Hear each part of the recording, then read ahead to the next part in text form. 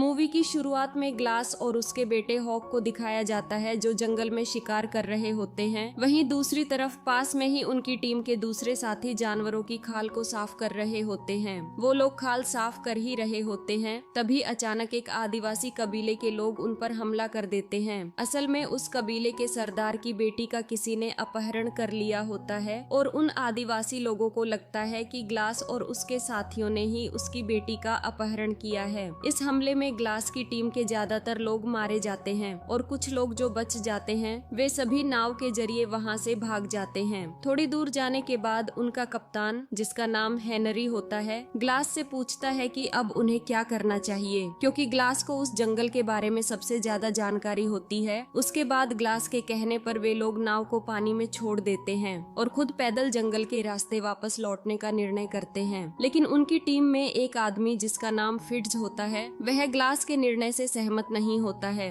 लेकिन हेनरी के कप्तान होने की वजह से उसे हेनरी की बात माननी पड़ती है। इसके बाद वो लोग जो खाल अपने साथ लाए होते हैं उसे वहाँ एक जगह छुपा देते हैं ताकि बाद में आकर वे उसे ले जा सकें। उसके बाद वे जंगल के रास्ते आगे बढ़ने लगते हैं। वे लोग जल्दी से जल्दी घर पहुँचना चाहते थे, इसलिए वे लोग पूरे दिन चलते और रात को जंगल में एक जगह आग लगाकर आराम करते हैं। अगली सुबह दिखाया जाता है कि आदिवासियों ने उनकी नाव को आग लगा दी, लेकिन उन्हें पता चल जाता है कि वे लोग नाव में नहीं थे और वे जंगल के रास्ते घर जाने की कोशिश कर रहे हैं। उसके बाद आदिवासी भी जंगल के रास्ते उनका पीछा करने का निर्णय लेते हैं। अगले दिन ग्लास और उसके साथी जंगल के रास्ते आगे बढ़ते हैं और कुछ दूर चलकर वे लोग एक जगह अपना डेरा डालते हैं। जब सभी लोग आराम कर रहे होते हैं तो ग्लास एक बंदूक लेकर शिकार करने के लिए जाता है। तभी अचानक एक भालू उस पर हमला कर देता है और उसकी बंदूक उससे दूर गिर जाती है। भालू ग्लास को पूरी तरह से जख्मी कर देता है। इसके बाद भालू थोड़ा दूर हो जाता है तो ग्लास किसी तरह से अपनी बंदूक को लेकर भालू पर गोली चला देता है, लेकिन उस गोली से भालू पर ज्यादा असर नहीं होता है और अब वह फिर से ग्लास पर हमला कर देता है। इस बार भालू उसे बिल्कुल अधमरा कर देता है, लेकिन अब धीरे धीरे भालू पर भी गोली का असर होने लगता है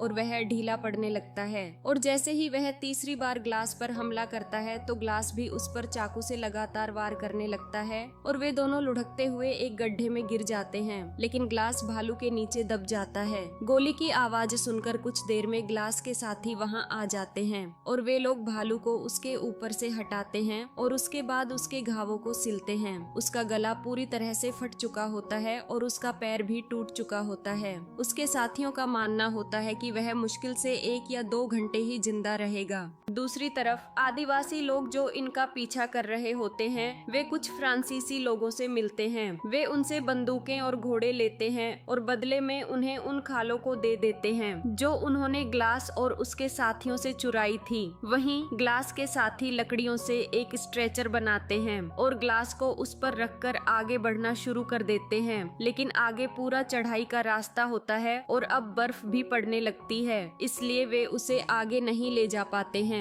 तभी फिट्ज हेनरी से कहता है कि ग्लास वैसे भी जिंदा नहीं रहेगा, लेकिन अगर उसे ऐसे ही साथ ले जाते रहेंगे तो उसके साथ साथ हम भी मारे जाएंगे। उसके बाद हेनरी ग्लास पर गन तान देता है, लेकिन वह उसे नहीं मार पाता। उसे ग्लास पर दया आ जाती है, इसलिए हेनरी कहता है कि जो कोई भी ग्लास के साथ रहेगा उसे कंपनी की तरफ से $70 दिए जाएंगे। ग्लास का बेटा और एक लड़का जिसका नाम ब्रिजर होता है वहाँ रुकने के लिए तैयार हो जाते हैं, लेकिन फिट्ज $100 के लिए कहता है। तभी ग्लास का बेटा और ब्रिजर भी अपने पैसे फिट्ज को देने के लिए बोलते हैं तो $300 के लिए फिट्ज मान जाता है। उसके बाद हेनरी कहता है कि ग्लास के मरने के बाद उसका रीति रिवाज से अंतिम संस्कार भी करना है। फिर सभी उन चारों को छोड़कर वहाँ से चले जाते हैं। एक दिन जब ग्लास और फिट्ज अकेले होते हैं तो फिट्ज ग्लास से कहता है कि उसकी वजह से वो सभी मारे जा सकते हैं, इसलिए उसे मर जाना चाहिए और वो फिर उसके मुंह में कपड़ा लगाकर उसे मारने की कोशिश करता है। लेकिन तभी अचानक ग्लास का बेटा हॉक वहाँ आ जाता है और वो फिट्ज को बंदूक के बट से मारता है। इसके बाद वह उस पर बंदूक तान देता है, लेकिन फिट्ज उससे बंदूक छुड़ाकर एक चाकू से उसे मार देता है।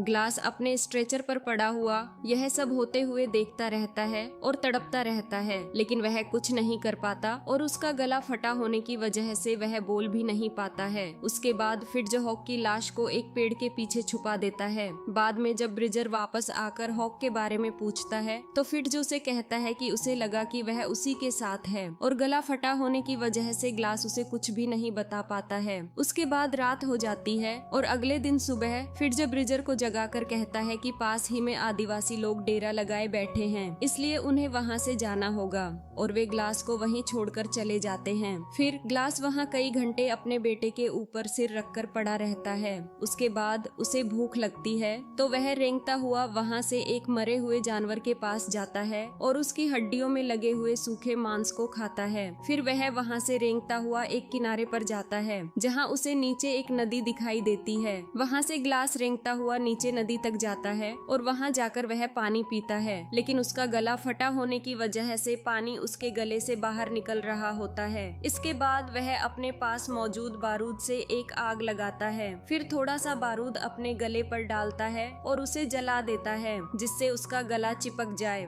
इसके बाद ग्लास कई दिनों तक नदी के किनारे ही पड़ा रहता है और घास खाकर जीवित रहता है। फिर एक दिन अचानक वहाँ आदिवासी लोग आ जाते हैं, लेकिन उनके पकड़ने से पहले ही ग्लास नदी में कूदकर वहाँ से बहता हुआ नदी के दूसरे किनारे पर चला जाता है। ग्लास कई दिनों तक उस नदी के किनारे ही रहता है। धीरे धीरे उसकी हालत में सुधार होने लगता है। वह नदी में कभी कभी मछलियाँ पकड़ लेता है। एक दिन अचानक उसे पास में ही एक आग जली हुई दिखाई देती है। वह उस आग के पास जाता है तो वहाँ उसे एक आदमी दिखाई देता है जिसने एक बहुत बड़ा शिकार किया होता है। ग्लास को देखते ही वह आदमी उस पर अपना धनुष तान देता है, लेकिन तभी ग्लास इशारों से उसे समझाता है कि उसे भूख लगी है, क्योंकि अभी भी ग्लास बोल नहीं पाता है। उसके बाद वह आदमी उसे अपने शिकार में से मांस खाने के लिए दे देता है। इसके बाद ग्लास उसे अपनी सारी कहानी बताता है कि कैसे उसे एक भालू ने मारा और फिर उसके साथियों ने उसके बेटे को मारकर उसे मरने के लिए छोड़ दिया।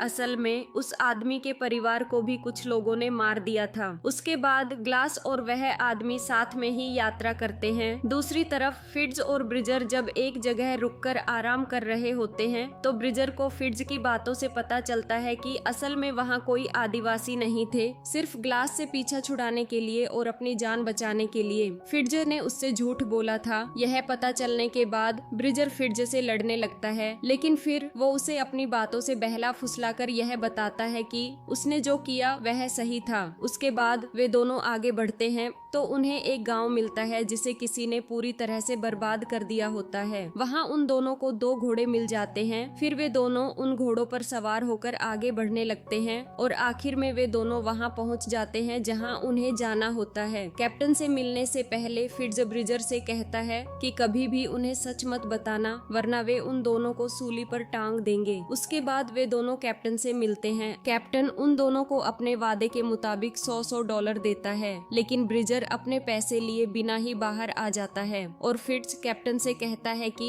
वह लड़का रास्ते में हुई घटनाओं की वजह से डर गया है और वह ब्रिजर के भी पैसे लेकर चला जाता है। असल में ब्रिजर को अपने किए हुए पर पछतावा होता है, लेकिन वह चाहकर भी अब कुछ नहीं कर सकता। दूसरी तरफ ग्लास अभी भी उस आदमी के साथ सफर कर रहा होता है और अब बर्फ भी पड़ना शुरू हो जाती है, जिसकी वजह से ग्लास की हालत और भी खराब होने लगती है और वह घोड़े से नीचे गिर जाता है। वह आदमी जो उसके साथ चल रहा होता है वह लकड़ियों की एक छोटी सी शेल्टर बनाता है और ग्लास को उसके अंदर डाल देता है। उसके बाद वह उसके घाव पर कुछ जड़ी बूटी भी लगाता है और पास में ही आग जला देता है, जिससे ग्लास को गर्मी मिलती रहे। अगले दिन सुबह जब ग्लास जागता है तो वह आदमी उसे कहीं भी दिखाई नहीं देता है, लेकिन थोड़ी दूर चलने के बाद वह आदमी एक पेड़ से लटका हुआ दिखाई देता है। असल में उसे किसी ने मार दिया होता है। ग्लास को पता चलता है कि यह फ्रांसीसी लोगों का काम है और वो पास ही में एक डेरा डाले हुए होते हैं।